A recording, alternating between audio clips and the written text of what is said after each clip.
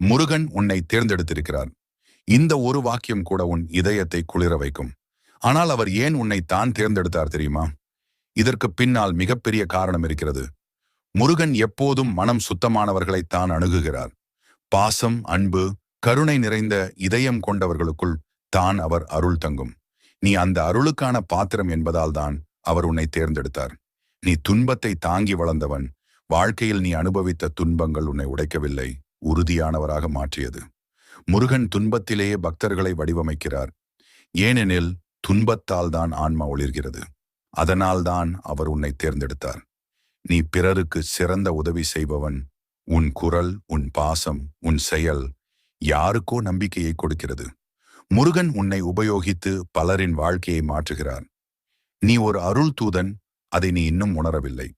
நீ அவரிடம் நம்பிக்கையை இழக்கவில்லை. எத்தனை தடைகள் வந்தாலும் நீ முருகன்